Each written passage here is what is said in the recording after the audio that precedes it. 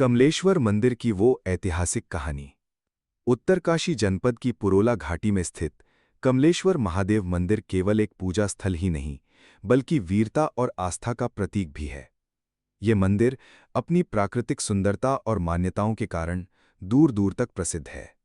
इस मंदिर से जुड़ी अनेक लोक कथाएं हैं, लेकिन आज मैं आपको अपने गांव बलाड़ी की एक ऐसी घटना सुनाने जा रहा हूं, जिसे सुनकर हर किसी के रोंगटे खड़े हो जाते हैं।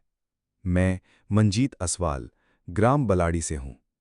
ये कहानी हमारे गांव के एक वीर पुरुष श्री रघुबीर सिंह असवाल जी से जुड़ी है। रघुबीर सिंह, जिन्हें उनके बचपन के साथी और गांव वाले प्यार से रघु कहकर बुलाते थे, अपने समय के बेहद ताकतवर और साहसी व्यक्ति माने जाते थे। उनका नाम सुनते ही लोग उनके बाहुबल और निडरता की मिसाल दिया करते थे। कहानी उन दिनों की है जब रघुबीर सिंह की उम्र लगभग 28-30 वर्ष रही होगी।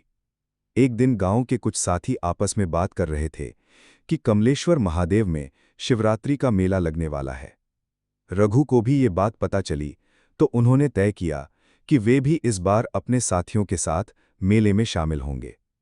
शिवरात्रि के दिन रघु अपने कुछ मित्रों के साथ कमलेश्वर मंदिर पहुंचे। मंदिर परिसर में भारी भीड़ जमा थी, हर ओर भक्ति और उत्सव का माहौल था।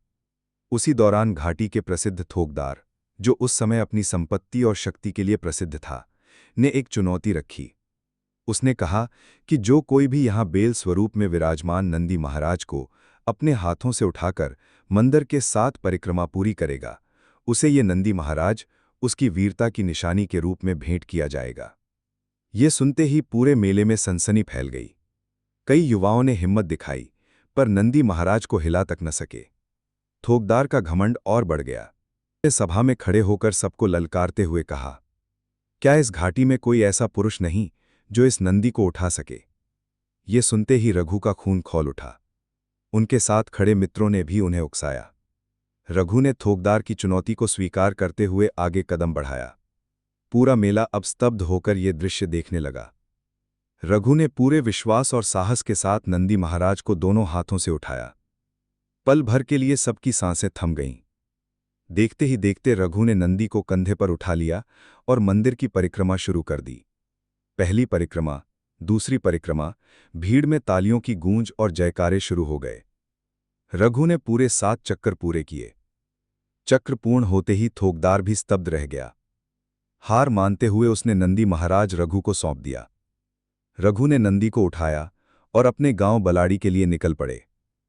जब ये खबर गांव में पहुंची तो वहां खुशी की लहर दौड़ पड़ी। ढोल दमाऊ बजने लगे, लोग नाचते गाते मंदिर पहुंचे।